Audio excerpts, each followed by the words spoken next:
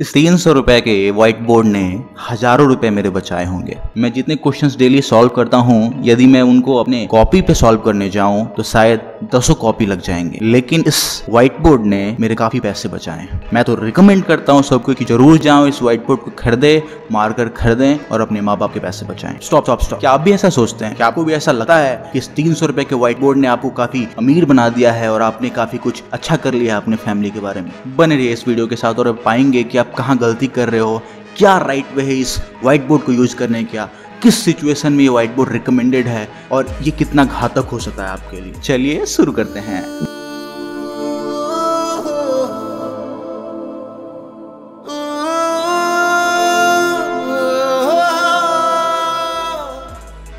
पहला सवाल, क्यों करते हैं हम इसका यूज?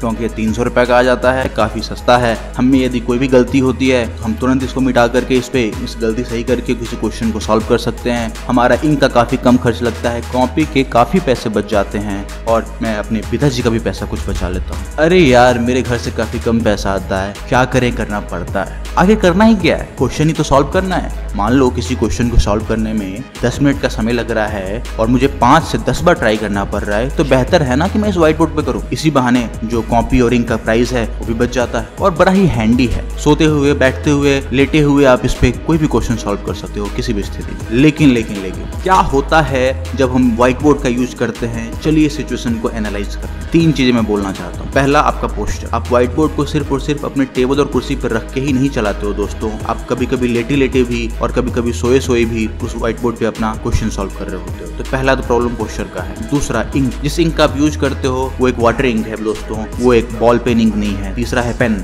जिस पेन का आप यूज कर रहे हो दोस्तों वो काफी मोटा पेन होता है। चौथा, मिटाने की सुविधा। आप जब चाहो, जिस स्टेप को चाहो वहां उसको मिटा सकते हो, साथ साथ आप वहां पे अपने क्वेश्चंस भी सॉल्व कर सकते हो दोस्तों। तो ऐसे तो ये सुनने में काफी सही लग रहा है क्योंकि काफी सुविधा आपको मिल रहा है, लेकिन एक एस्पिरेंट के हैसियत से आप देखो तो आप ये पाओगे कि आप कितना बड़ा ब्लंडर कर रहे हो। एक एस्पिरेंट का ये कर्तव्य बनता है कि वो एग्जाम के अकॉर्डिंग अपना सिचुएशन डिसाइड करे, वो एग्जाम के अकॉर्डिंग अपना सिचुएशन बनाए। आप एक बार फोकस करो एग्जाम में। क्या आपके एग्जाम में ऐसा होता है दोस्तों? बिल्कुल नहीं। आपके एग्जाम में रफ करने के लिए सिर्फ 2-3 पेजेस ही दिए जाते हैं, जो ज्यादातर एक क्वेश्चन के अंत में होता है। आपको लिखने के लिए एक बॉल पेन का यूज करना पड़ता है, कोई भी वाटर पेन नहीं मिलता आपको मिटाने की सुविधा नहीं दी जाती है। मतलब कि आपका कोई स्टेप यदि गलत हो जाए तो आप उसको मिटा नहीं सकते हो, आपको वहीं पे उसको काट के अगला स्टेप लिखना पड़ता है। दोस्तों, जो हम प्रैक्टिस करते हैं, हमारा सिर्फ और सिर्फ एक ही मोटो होता है कि हम उस प्रैक्टिस को एग्जाम में इंट्रोड्यूस कर पाए, एग्जीक्यूट कर पाए। लेकिन यदि आप अपने प्रैक्टिस में गड़बड़ी करोगे तो कैसे आप ये सोच सकते हो कि आप एग्जाम में जाकर के बहुत ही अच्छा एग्जीक्यूशन करोगे? ये बिल्कुल गलत सोच है दोस्तों। ये बिल्कुल ऐसा सोच है दोस्तों कि कोई बॉल यदि 22 यार्ड पे करा रहा है क्रिकेट में और यदि उसको विकेट नहीं मिल रही है तो वो क्या करे, अपने 22 यार्ड को घटा करके 16 यार्ड 15 यार्ड कर दे, क्योंकि वहां से बॉल फेंकने में उसे विकेट मिल जाए। और फिर वो ये सोचे कि मैं सेम एग्जीक्यूशन 22 यार्ड पे भी करूंगा। तो ऐसा नहीं होता है दोस्तों। वो बॉलर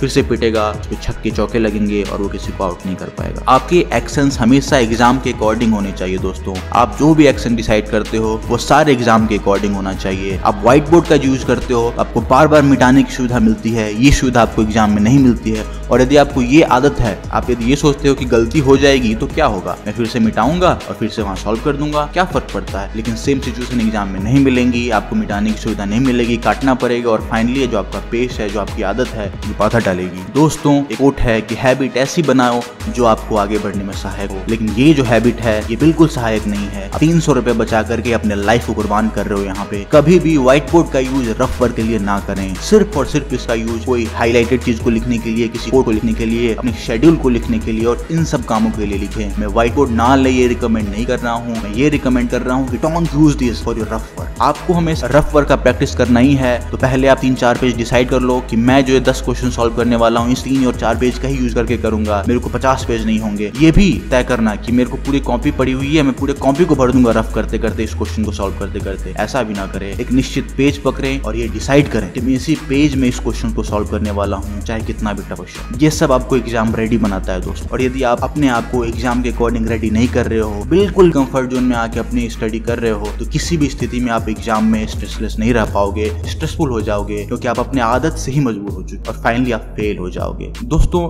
एक आम एस्पिरेंट में और एक टॉपर में यही फर्क होता है कि टॉपर उस एग्जाम को ऑलरेडी ही सैकड़ों बार जी चुका होता है, लेकिन एक एस्पिरेंट के लिए वो एग्जाम हॉल एक नया हॉल होता है दोस्तों। सो जो चीजें आप कंट्रोल कर सकते हो, अपने एक्सटर्नल थिंग को, अपने आदतों को, आप जिन चीजों को यूज कर रहे हो पढ़ाई के लिए, तो इसे जरूर से जरूर कंट्रोल करें दोस्तों। क्योंकि दोस्तों लाइफ आपका है, आदतें आपकी हैं, आप इसको बिगाड़ भी सकते हो, आप इसको संवार भी सकते हो दोस्तों। और ये काफी टफ नहीं है, ये काफी इजी है। बस आपको राइट चीजें चूज करनी है, राइट चीजों की आदतें लगानी है। आप ऐसे भी क्वेश्चन तो सॉल्व करने ही वाले थे दोस्तों। So take the right decision, make good habits which can help you in your examination and in your life. और जैसा कि मैं हमेशा कहता हूँ, ये सारे जो आपके सवाल है दिमाग में, कीप इट सिंपल रखें इसको। और यदि आप इसको सिंपल नहीं बना पा रहे हैं तो आपका स्वागत है मेरे चैनल पे, फिर एक बार बने रहिए हमारे साथ, क्योंकि यहाँ पे आपको मिलता है आपके दिनचर्या में आने वाले सारी तरह के प्रॉब्लम्स के सॉल्यूशन, और वो भी सरल और एफिशिएंट वे में।